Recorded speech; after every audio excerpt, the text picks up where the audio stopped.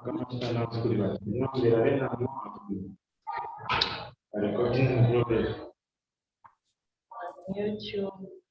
All right. Good afternoon, everyone. Good morning, whatever time you're joining us. And thank you for joining today's session. Today we have Patricia here with us, and she'll be taking us on sourcing. So just briefly, Patricia, you tell us about yourself, your business, and all that you do, and then Narine would introduce the ladies afterwards. So we are good to go. Okay. Hi, everyone. I'm Patricia Talavera. I've been in business for about, I think, 12 years now. And, me and my business partner started this business because we wanted to be able to put our families first. And that's why when I was asked to be a coach for this program, it really resonated with me because I know the challenges of trying to balance work and family and wanting to create something better for yourself and your family. And so that's why I try to give back as much as I can by doing these sessions and things like that, because I really want to be able to be a part of whatever can be done to help women entrepreneurs be more successful. Yeah. Okay, so today we were supposed to have 5 women. I'm sure the rest will be joining us as we start. They will find us on the way. So we're supposed to have Felicitas, Simbeleko, Entia, Bridget, and Hilda. And right now I have Bridget, and she's into bottle store business. So it's more like a bar. It's a bar. Yeah, so that's our kind of business. Yeah, so we can go ahead and start.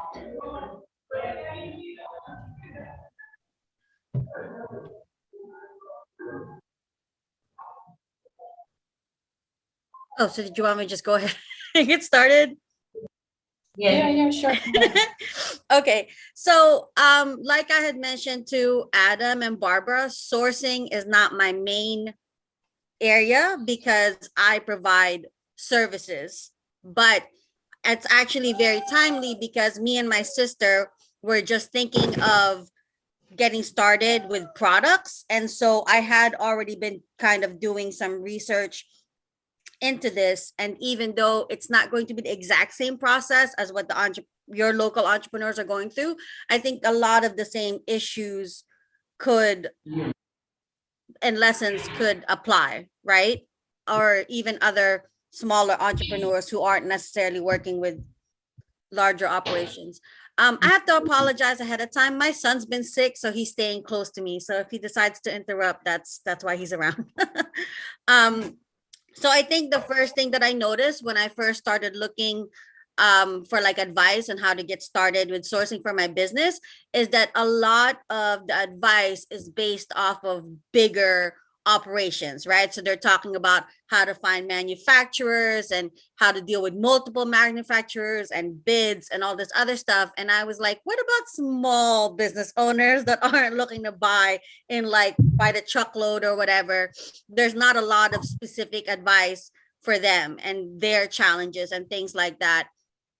But as I said, a lot of the same lessons could be learned and applied. So like the idea is if you only want to buy this many things, it's often going to be more expensive than buying this many things because it's more expensive for them to do less for you than it would for like if they were buying bulk for someone else. So like we were considering printing journals to sell.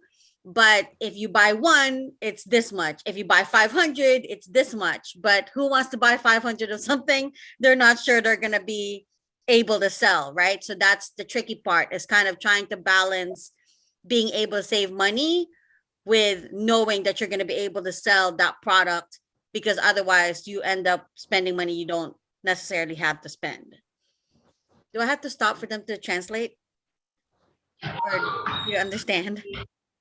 Yeah. You understand me? Yes. Okay. Just raise your hand up if you start not understanding what I'm saying. So then Okay.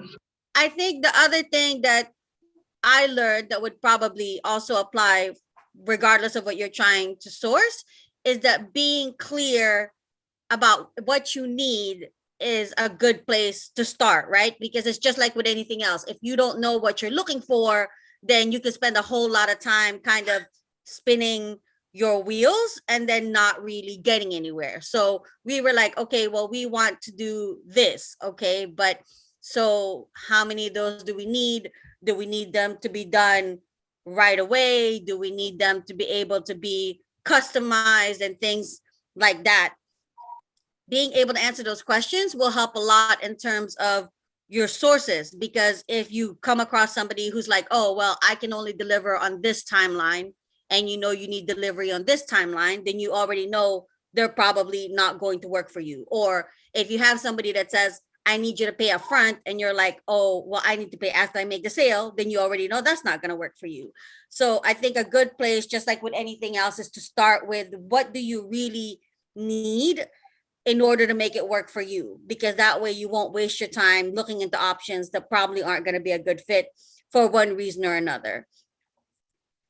But I think the other thing that I learned that's kind of been emphasized by the pandemic is that there are conveniences to sending it, to not staying local, but there are also disadvantages. So there are people that are like, oh, I do my manufacturing overseas because it's so much cheaper. But then the pandemic hit and they're like, I can't get my supplies here because it's all the way over there. And now there are all these issues with like transporting it, and everything's become more expensive.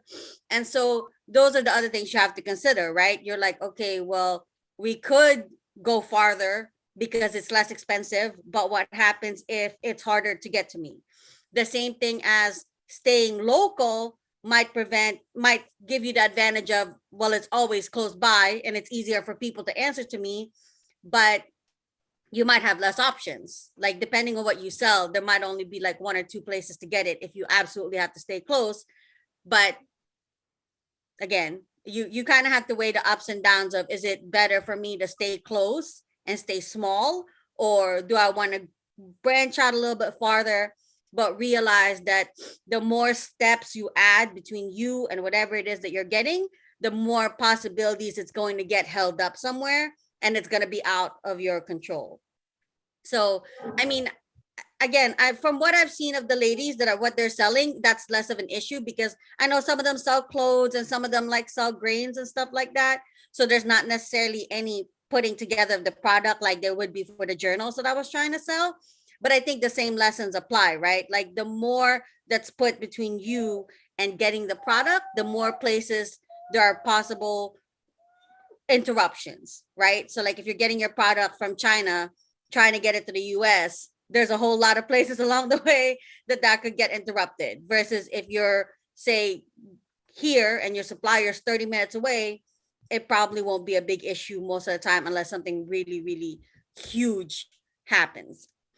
And then I think the other thing that the pandemic has taught everybody is the importance of having a backup plan. So if most of the time you go for one supplier, but then something happens to that supplier, it's good to have an idea of where else can you get your product? Or if you can't get the product that you've been selling, is there anything else you could venture into so that you're not left with absolutely nothing to sell? Because as usual, putting all your eggs in one basket means if that basket goes away, there's nothing left for you to work with. So I think, those are the things that you kind of have to consider, regardless of what you're selling and where you're getting it from, is kind of how are you going to get what you're getting? How are you going to sell what you're getting? And is there somewhere along the way that things could get tripped up? And how can you account for those possible issues before they crop up? And then I think the other thing to think about is, how are you going to stand out? Like if there's only but so many suppliers and they all give the same thing to the same people, how can you stand out from the other people that are selling the same thing that you're selling? Because then otherwise they'd be like, but I could buy this from over there. Why should I buy it from you? You should have an answer for that.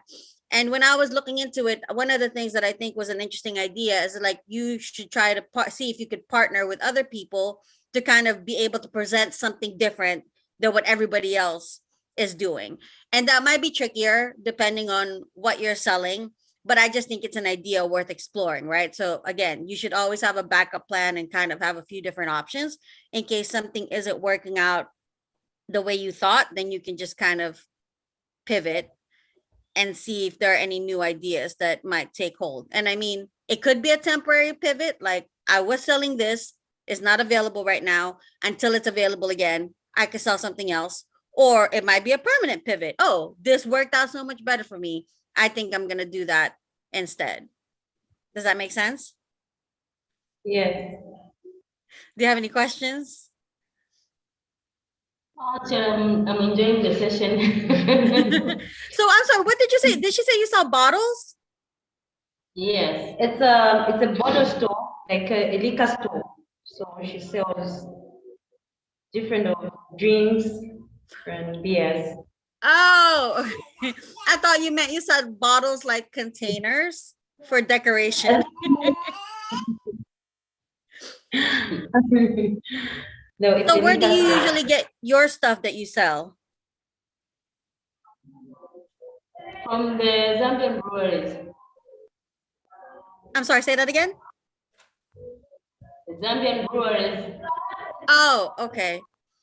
And how easy is it usually for you to get like what you buy back to wherever it is that you want to sell from? Like, is that one of your challenges? The challenge is transport and the competition. Yeah, I would think that would be one of the issues that a lot of people face is like transportation, right? So you're like, okay, I found a really good price for this, but that's here, and I sell over here, and now I have to get from here to here. And I think that's one of the challenges too, is being able to kind of balance staying ahead with ending up with a bunch of stuff that you're like, what am I gonna with some things are easier to stock than others, right? So like if you're working with food, you're not gonna want to buy a whole bunch of stuff as opposed to clothes. They'll basically be good whenever. So I think that's probably an issue too. So is there anything in terms of like sourcing for your business that you've been thinking you want to try something new, or you're just trying to figure out kind of how to stand out from the competition?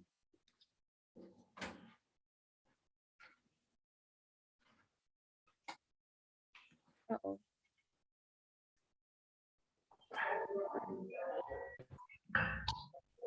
Oh, you froze. Did you hear what I said? Yeah. Oh, I said, like, I understand what your challenge is about, like transportation and the competition. Do you have any idea? Like, is there anything that you've been wanting to try to help you stand out, but you just haven't been able to for one reason or another? Yeah, I want to try something else, like getting rice from somewhere, repacking it, and selling it. Yeah, I mean, I know one of the other ladies from a different call, she had said that she, she sells rice and she packages it differently because she noticed that people sometimes want to buy a little bit less because they can't afford to buy more. And I was like, yes, that's a good idea, right? Listening to what people need and kind of responding to that is huge, because a lot of times you think, if you're not listening to your customers, what's the point of being in business? But I think there are a lot of people that kind of miss that, right? It's like, if you keep getting feedback that you should be doing this, you should at least attempt to do this. And there are far too many businesses that just don't listen to their customers. So are you thinking about doing that because the other stuff hasn't been working, or because you've been running into people that are saying, I wish that was available? Yeah, I get some ideas from some customers at times who are doing the same. Yes. Okay, and then in terms of like, other than the transportation and the competition, are there any other challenges that you've been having in your business? No. And when you make, like, I know part of the program is for you guys to get additional funds later. What are your thoughts for when you get additional funding? Are you going to use that to try to buy the rice and try to start selling something new? Yes. So it's going to be for more inventory.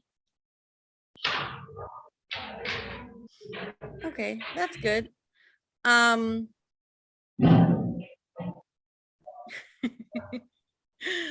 Okay, so I mean, I think that,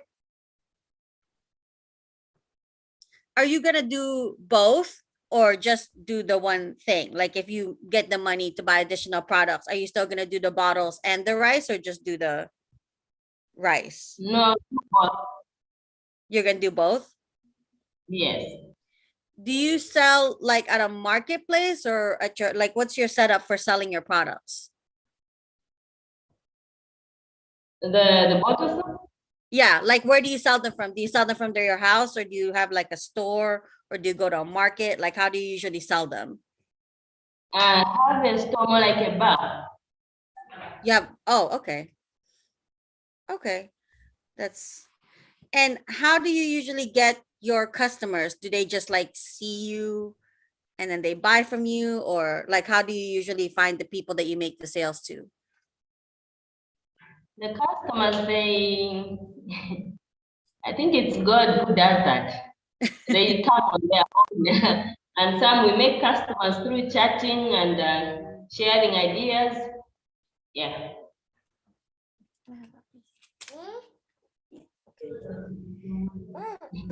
Okay, here. Can you leave that alone, please? Here, you can play with my phone.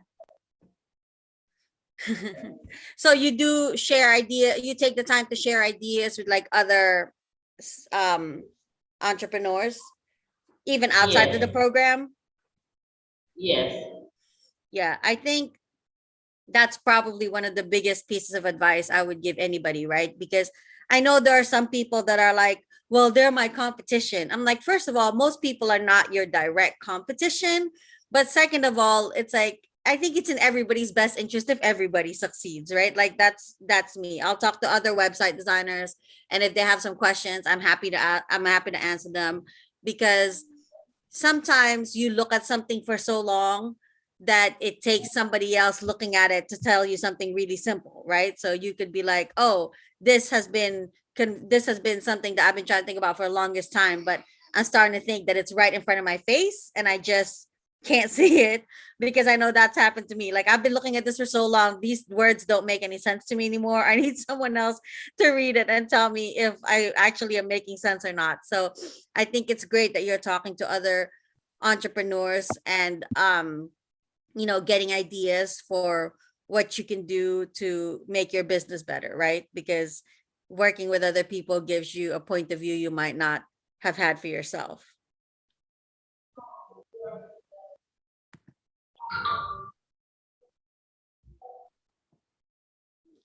So are the other ladies still coming? I don't think so. They should have been here by now. They didn't even communicate, so we'll just proceed. Okay. Well, I mean, like I said, I think uh my experience with sourcing has been, it's harder when you're trying to get started because you don't know what's going to work and what isn't, and it can be a very expensive mistake to kind of go with something and not know how it's going to work out, right? Like being in business is always going to be a risk, but I think it's a lot harder when you're trying to come up with products to sell, because you have to have the capital up front, right? So like my business, for example, I went to a conference last week, and the person that was doing the talk, similar to what I'm doing now, he told us about how much one job for his business costs, minus all of his actual costs because he does construction, and then how much he actually gets paid. And so a lot of money goes towards supplies and stuff. And it's the same thing with products, right? It's hard to get started if you don't have a lot of capital, because you're like, well, I want to make the sales, but how can I make the sales without having enough product? And then what happens if I make more sales than product, or the other way around, as opposed to my main line of work, which is building websites.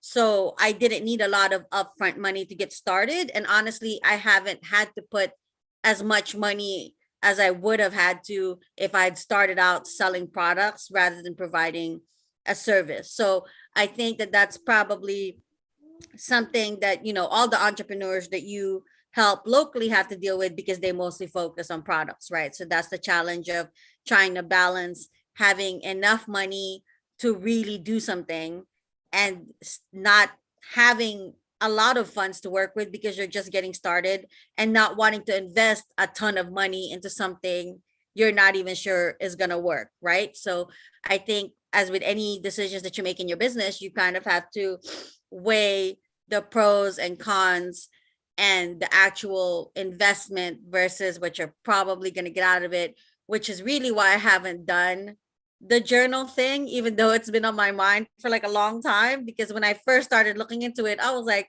I'm going to need like a lot of money up front to do this.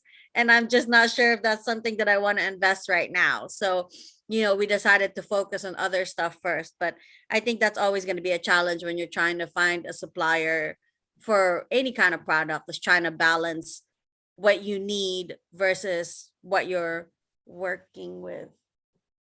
I'm busy here. Sorry about that.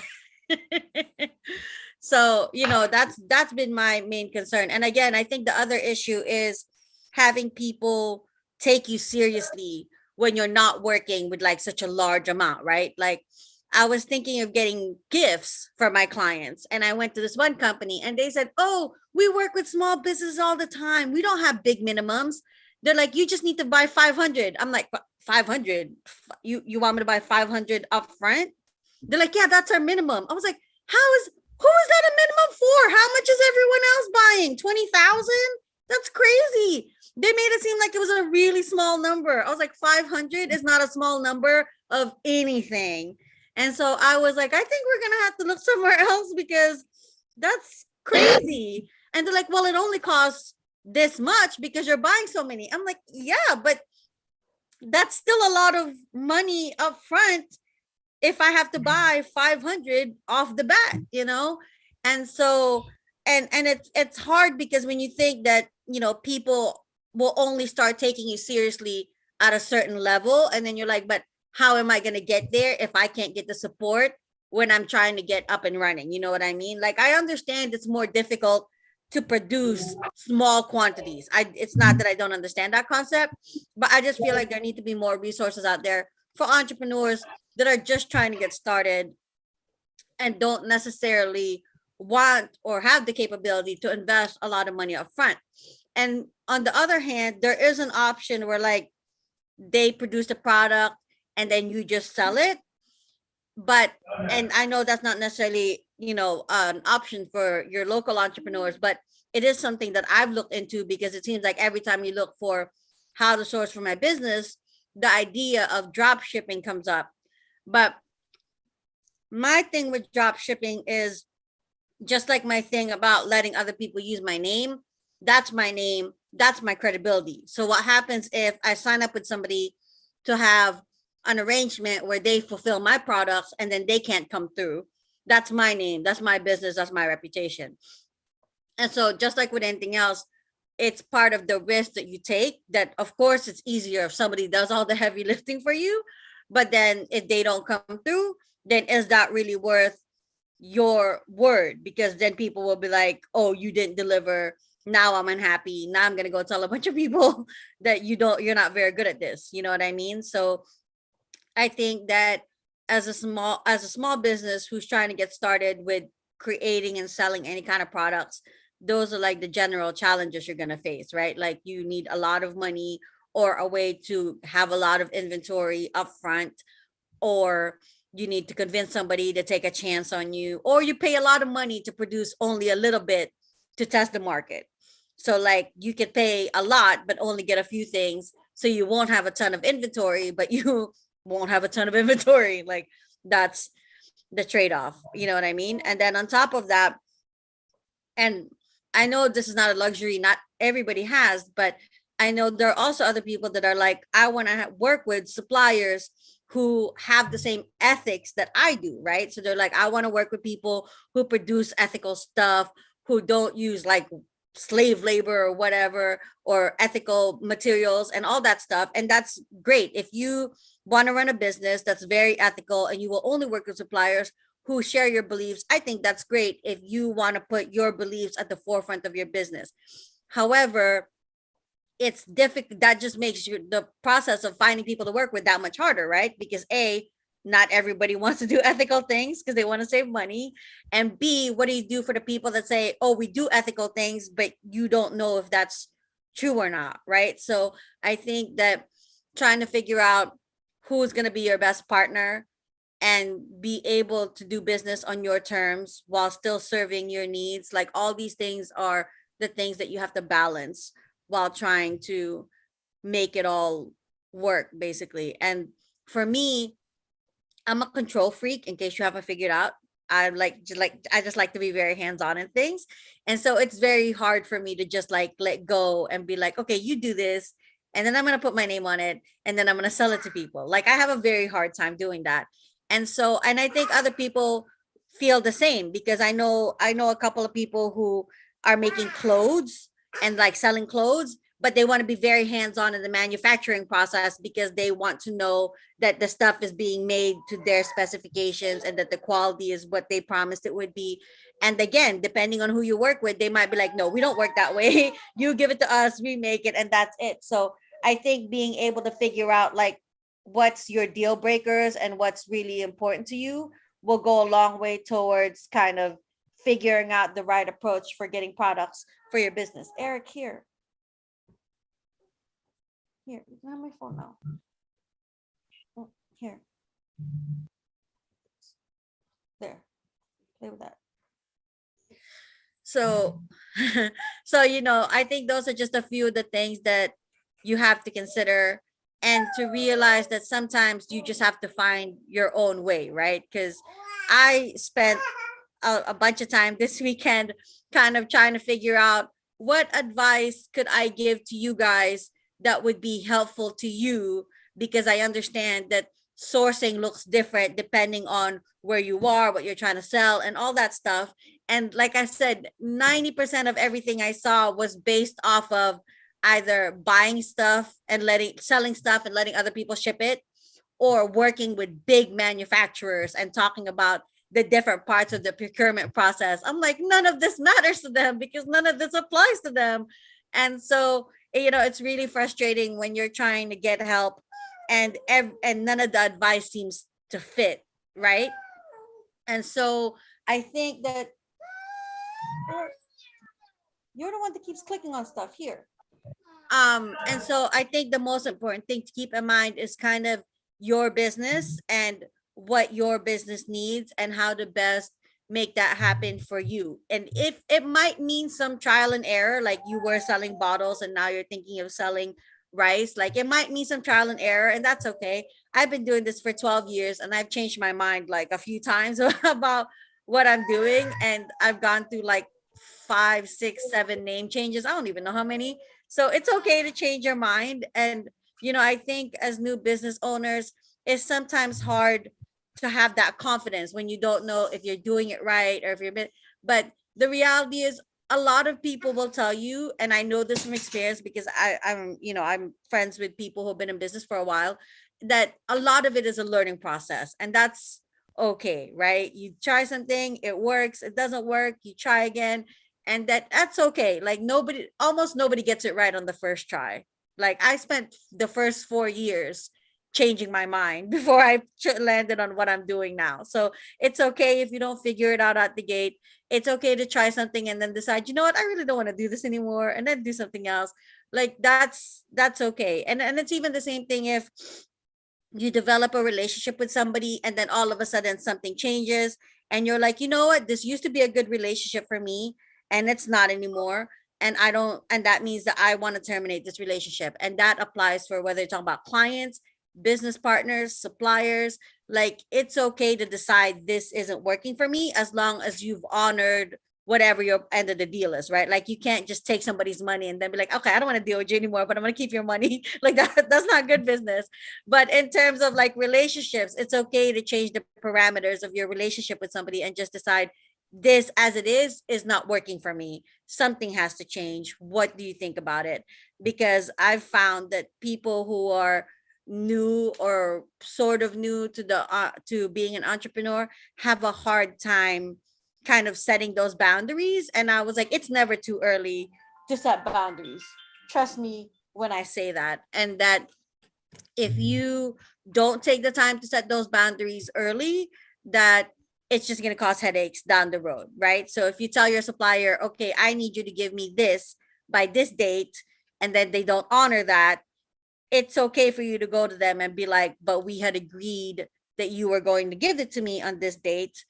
What happened? What can we do to fix it? You know, the fact that you're new doesn't mean that people get to walk all over you. That's not, it's okay for you to stand up for yourself and to kind of say, this is what we agreed to. You know what I mean? Oh, are more people coming? Or is that just background noise? In the passage.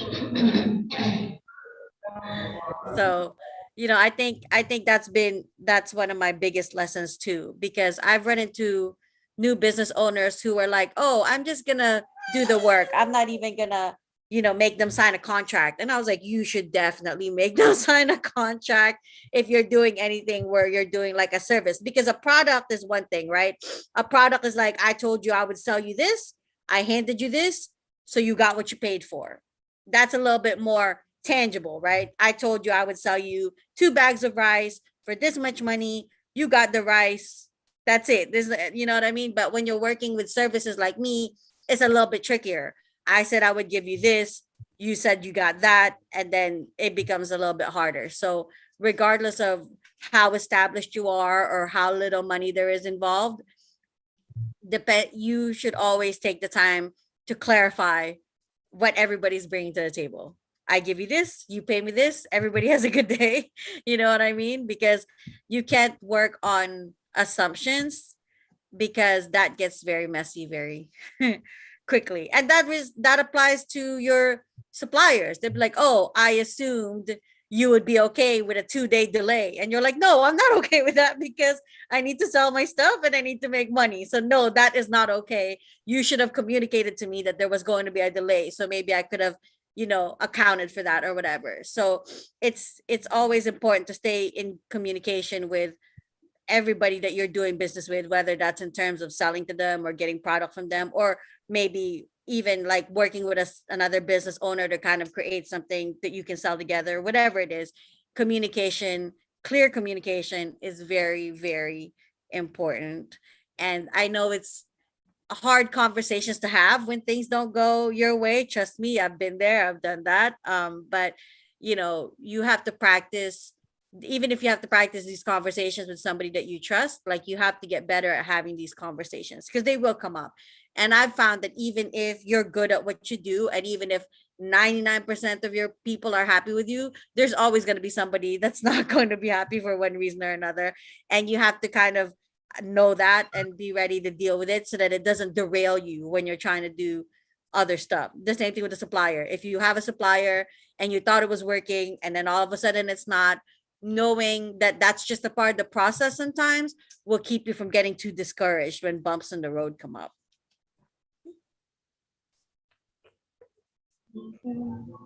Perfect. I can I ask a few questions as well, if possible? Sure. Yeah, sure. I wanna ask a question to the lady. Then I didn't understand. You're selling bottles today, right? And then you're moving to going to rice as well. Was that the business that you're doing going forward? Yes. And in regards to sourcing, then I would really like to understand, where are you getting your bottles and rice today, and who are your customers? Who are you selling to? Okay, so let's see. Okay, so let me make the business she does. We call it a bottle store. It's a liquor store. So she sells a variety of alcohol. So we call it a bottle store, more like a bar.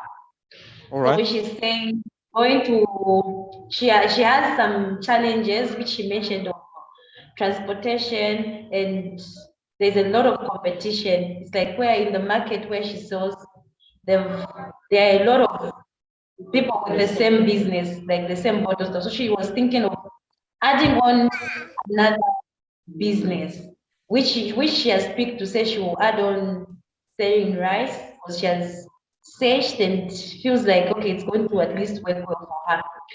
So question here was that in my customers ya bwanji napeza kudala ma customers ya mneza mbakuisa ko rice, and then nanga ma customers ya mnemo makuisa ko yo bayana ma customers ya machokera ku more especially so you explain more kweli bayanu and customers yanu ni babwanji, and then rice my customers ndina kudala tabapeza bwanji since you want to start this. Okay. Yeah. Like for rice, the customers haven't yet found, but I know how to go about it. More like I'll be taking the rice into boarding schools already packed. Yes, yes, that's what I want to be doing. And in regards to sourcing, that can you buy this from several sources, or is it one specific thing or supplier that you get your goods from? Okay, so family machosa nikumozi kwe maoda omuli nakungati family muganiza tangazi amba kuoda mozi o nikwambiri family mugazi chosa rice yani. Where to get rice from? It's made from many places, but I'll be getting from Nakonde, just one place. All right. So you cannot really negotiate prices then with several suppliers. So it's saying you cannot negotiate my prices with you have several suppliers. You must discover and negotiate instead of just having more. Why can't you go from these other sources? Since this is when I'm starting, that's what I want to do. Okay. So just one thing, we learned a lot from Patricia today. Is it any questions you have to her that is maybe something else than sourcing, that any other thing that you think you can get coached on or get help on? Any other topic in your business?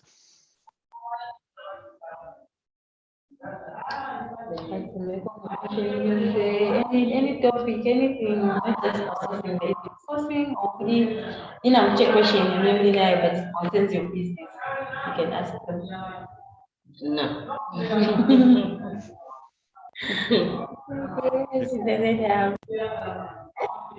It was crystal clear then. Yes.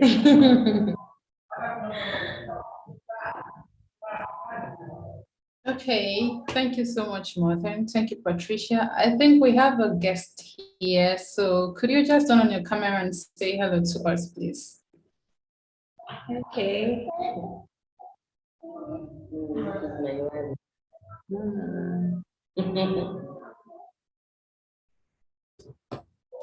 Hi, Vians. I don't know if I'm pronouncing that correctly.